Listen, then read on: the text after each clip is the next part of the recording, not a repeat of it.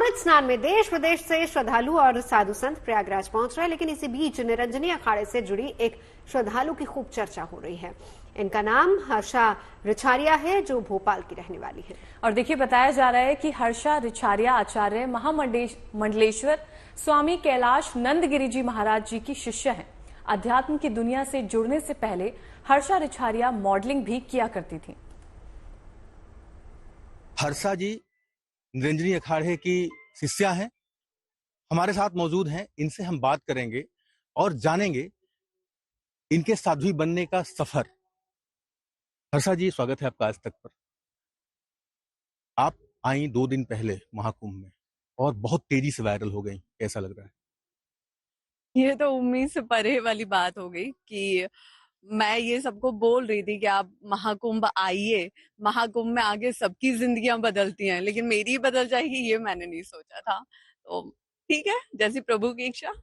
जरा अपने बारे में बताइए, कहाँ पैदा हुई, फिर आपने क्या किया और कितने साल पहले आप आई सनातन धर्म का प्रचार प्रसार करने के लिए?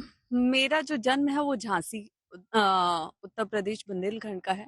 उसके बाद हम भोपाल शिफ्ट हुए। मेरी फैमिली आज भी भोपाल में रहती है, बट मैंने काफी लंबा टाइम मुंबई में रह के काम किया, काफी लंबा टाइम मैंने दिल्ली में रह के काम किया, एंड अभी काफी लंबे टाइम से मैं उत्तराखंड रह के अपनी साधना कर रही हूँ। जी। महाराज जी के संपर्क में कब आई आप? 2 साल पहले उनसे मेरा संपर्क हुआ, उनका सानिध्य मिला और उनकी छत्र छाया में रह के मैं साधना कर रही हूँ, चीजें सीख रही हूँ, उनका आशीर्वाद प्राप्त कर रही हूँ। इतनी कम उम्र में अचानक कैसे ख्याल आया कि आप जो है वो साध्वी बनने की दिशा में आप कदम रखें? देखिए, मुझे लगता है ना कि सनातन धर्म की गहराई में जाने के लिए या भक्ति की गहराई में जाने के लिए या हमारी संस्कृति को सीखने के लिए मुझे नहीं लगता कोई भी उम्र होती है। ये मुझसे बार बार सवाल किया जा रहा है कि इस उम्र में, तो उसकी कोई उम्र नहीं होती है।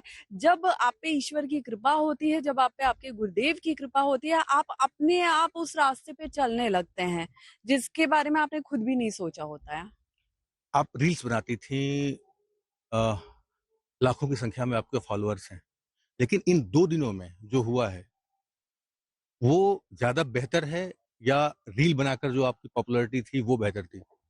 देखिए, दोनों ही चीजें मैं कहूँगी बेहतर हैं। उसका रीजन ये है कि पहले जो मैं कर रही थी, मैं लोगों को जागरूक करने का काम कर रही थी, मैं धर्म से जोड़ने का काम कर रही थी और मैं अपनी संस्कृति के बारे में बताने का काम कर रही थी। और जो हमारी संस्कृति को नहीं फॉलो कर रहे हैं या कुछ भी उसके अगेंस्ट बोल रहे हैं, उनके लिए भी मैं उनके अगेंस्ट भी बात करती थी। तो वो मेरा एक चल रहा था और वो मेरा सीधे तरीके से चल रहा था। मुझे उसमें कोई उम्मीदें कुछ नहीं था। मेरा ये था कि मैं अपना फर्ज निभा रही हूँ कहीं ना कहीं एक छोटे तरीके से। लेकिन पिछले 2-3 दिन में जो कुछ भी हुआ, वो एक थोड़ा सा उसको घुमा के दिखाया गया कि साध्वी हर्षा, जबकि मुझे लगता है कि साध्वी का जो टाइटल है वो मुझे अभी नहीं देना चाहिए था, क्योंकि साध्वी के लिए जो बहुत सारी तपस्या होती है, पूजा पाठ होती है, संस्कार होते हैं, परंपरा होती है, उन सब से मैं अभी नहीं गुजरी हूँ। मैं तो सिर्फ अपनी गुरुदेव से गुरु मंत्र लेके साधना कर रही हूँ। तो वो ठीक है, उसको टाइटल देके और फिर वो जो पूरे देश में फैल रहा है वो आपके सामने ही है। तो इसका मतलब ये है कि अभी आपने साध्वी की दीक्षा नहीं ली है? हाँ जी, मैंने अभी साध्वी की दीक्षा नहीं ली है। मैंने गुरुदेव को निवेदन जरूर किया है। बाकी गुरुदेव ने बोला है कि वो इस पे विचार करेंगे, तो मैं उनका इंतजार कर रही हूँ कि कब वो अपनी कृपा मुझ पे करेंगे। हर्षा जी, जो आपकी पहले की रील्स थी जिसमें आप वेस्टर्न कल्चर में वेस्टर्न कपड़े पहन के डांस कर रही हैं और उसको भी लोग टैग कर रहे हैं इस महाकुंभ वाली रील के साथ, तो उस पर क्या कहना है आपका? वो कहीं ना कहीं मैं उसे बहुत पॉजिटिव तरीके से ले रही हूँ और मुझे लगता है कि ये बहुत अच्छा हो रहा है, क्योंकि जो संदेश, जो मैसेज मैं युवाओं को देना चाहती थी वो इनडायरेक्टली कोई और दे रहा है।